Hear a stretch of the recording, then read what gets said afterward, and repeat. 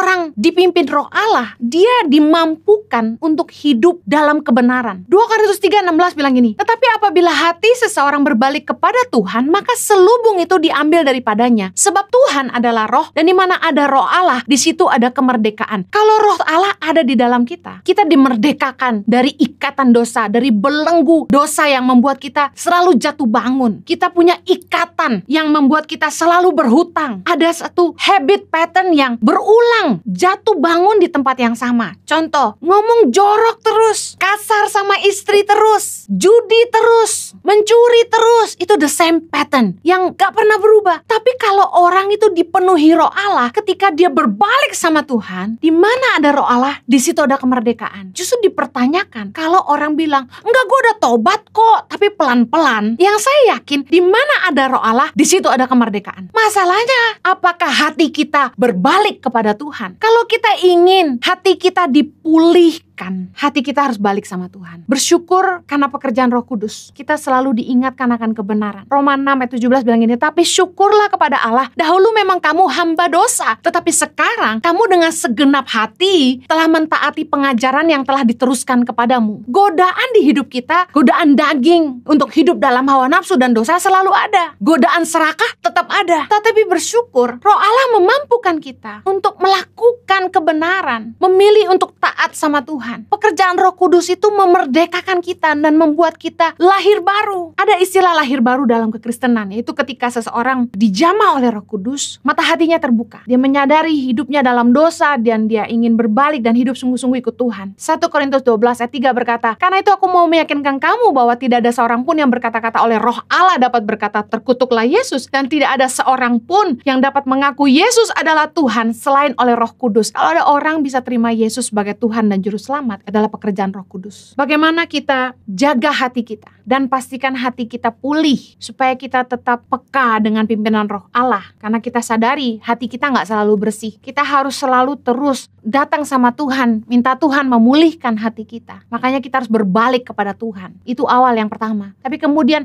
bagaimana kita jaga hati kita untuk tetap bersih, supaya kita peka sama pimpinan Tuhan, supaya kita dimampukan untuk hidup dalam kebenaran. Kita sendiri harus punya komitmen untuk berhenti mengotori hati kita. Bertobat itu butuh kesungguhan hati. Berubah itu butuh komitmen. Gak bisa ngandalin didoain doang. Anda pengen diludahin, didoain, dipukulin, gak akan ngerubah kalau hatimu sendiri gak mau berbalik sama Tuhan. Kita harus ngambil komitmen, berhenti mengotori hati. Kita punya kehendak bebas. Ayo buang semua yang kotor dan jahat. Yakobus 1:21. Sebab itu buanglah segala sesuatu yang kotor dan kejahatan yang begitu banyak itu. Dengar baik, kita harus ngambil keputusan untuk berhenti ngotorin hati kita. Berhenti melakukan apa yang jahat di mata Allah. Tinggalin dosa dan hidup kita yang lama. Kalau kita mau ikut Tuhan sungguh-sungguh, berhenti ngotorin hati.